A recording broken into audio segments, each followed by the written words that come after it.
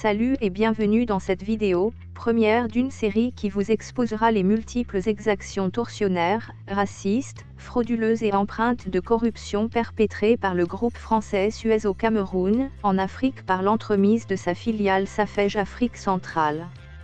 Pour ne rien rater de cette série, n'oubliez pas de vous abonner à notre chaîne en cliquant sur la cloche en bas à droite de cette fenêtre.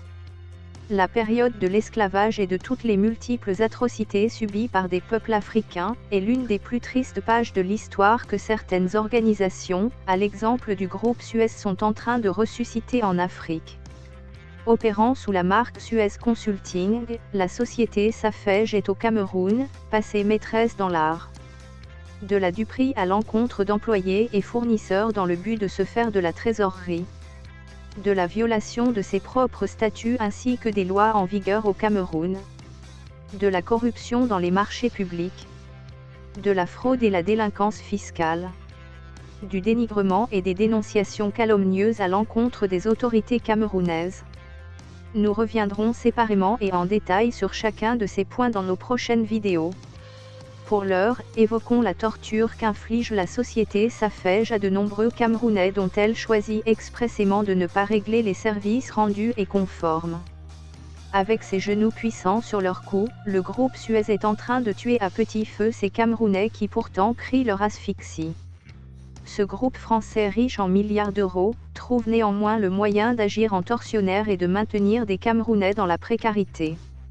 Ces consultants, fournisseurs et partenaires camerounais ne réclament pourtant individuellement que quelques milliers d'euros pour services et fournitures réalisés avec célérité et professionnalisme. La première étape de cette arnaque à ciel ouvert a consisté à appâter ces nombreux professionnels camerounais en leur proposant des contrats indiquant clairement des délais contractuels de paiement. Une fois les services rendus, Safej oppose à présent le silence et même la remise en cause des prestations dont elle a déjà par ailleurs tiré tous les bénéfices à travers des paiements juteux reçus de l'État du Cameroun.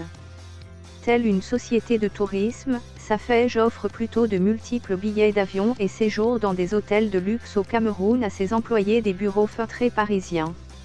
Il s'agit de villégiatures répétées de ces contremaîtres dépêchés pour asseoir davantage les stratégies d'asservissement perpétuel des esclaves camerounais. Alerté au sujet de ces multiples exactions, le silence assourdissant du groupe Suez n'est que la caution suprême apportée à sa filiale Safej déterminée à se faire malhonnêtement de la trésorerie et à tuer tous ces pauvres Camerounais. Le groupe Suez coté en bourse est, en ce point, une société socialement irresponsable. Détenir des actions d'une telle société et en tirer des dividendes, c'est cautionner le racisme, le retour à l'esclavage et aux crimes perpétrés par cette entreprise. À très bientôt pour une toute nouvelle vidéo.